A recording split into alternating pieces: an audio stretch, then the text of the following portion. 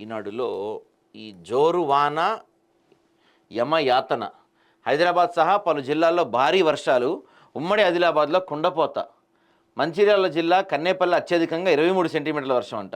అబ్బో, 23 సెంటీమీటర్ అంటే అదే తెలంగాణ జిల్లాల్లో బాగానే పడుతుంది, కానీ హైదరాబాద్లో అయితే అంత ఉధృతంగా పరిస్థితి లేదనే చెప్పాలి. ఇక ఎమ్మెల్సీలుగా కోదండరాం, అమీర్ అలీఖాన్ల నియామకం రద్దు. తాజాగా వారు మరోసారి నియమితులు కావచ్చంట. నియామకాలు చేపడితే అవి తుది ఉత్తర్వులకు లోబడి ఉంటాయి. సుప్రీంకోర్టు కీలక తీర్పు, తదుపరి విచారణ సెప్టెంబర్ 17కి వాయిదా వేశారు. ఇది ఒకసారి కొంచెం దీని గురించి డీటెయిల్గా ఆలోచించాల్సిన విషయం. ఎందుకంటే గవర్నర్ కోటా నియమించిన ఎమ్మెల్సీలు కాబట్టి, సో గవర్నర్ నియమించిన ఎమ్మెల్సీలని సుప్రీంకోర్టు రద్దు చేయడం అంటే కొంత గవర్నర్ల విషయంలో జోక్యం చేసుకోవడంలో కనపడుతుంది. కాబట్టి ఒకసారి డీప్గా మాట్లాడాలి దాని గురించి మనం.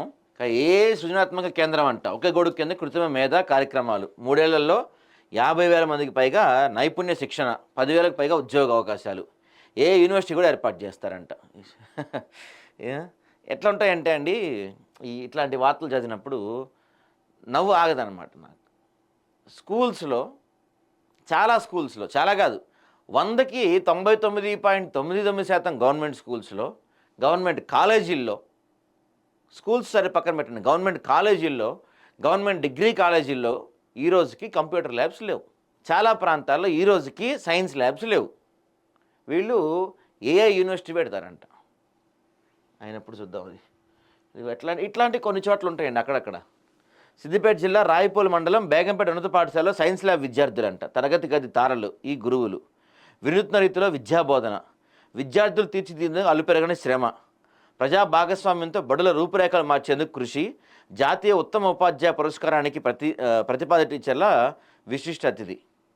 చాలా గొప్ప విషయం. ఇట్లాంటివి టీచర్లు కొంత ఇలాంటి వాళ్ళు ఉండబట్టే ఇంకా గవర్నమెంట్ స్కూల్స్ నడుస్తున్నాయి. చాలా మంచి విషయం ఇది. ఇక మరోసారి అమెరికాకు మోడీ వెళ్తున్నారంట. 26న ఐరాస సమావేశాలు ప్రసంగించిన మోడీ. ట్రంప్తో భేటీకి ఖరారుకు విదేశీ వ్యవహారాల శాఖ కసరత్తు.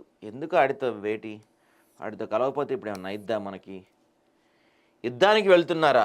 వాహనాలకు అసహజ రంగులు ఎందుకు? ప్రజలను ఎందుకు ఇబ్బంది పెడతారు? హైడ్రాపై హైకోర్టు ఘాటు వ్యాఖ్యలు. ఎఫ్టీఎల్ విధాన నిర్ణయంపై తీసుకోవాలని, దానిపై నిర్ణయం తీసుకుని ప్రభుత్వానికి సూచన. అబ్బా, చాలా కోర్టు అంటే అదే అంటారు కదా, కేసీఆర్ ఒకటి చెప్తుండేవాడు అప్పట్లో. ఏంటది, పొట్టోడిని పొడుగోడు కొడితే పొడుగోడిని పోషమ్మ కొట్టిందని చెప్పి ఓ డైలాగ్ ఉండేది. సో అదే ఇక్కడ కనపడుతుంది. ఇప్పుడు పేదవాళ్ళని మీరు హింసిస్తున్నారు, పేద చిన్న వాళ్ళని మీరు టార్చర్ చేస్తున్నారు. మిమ్మల్ని అడిగేవాళ్ళు ఎవరు లేరు కదా, కానీ కోర్టులు ఉన్నాయి.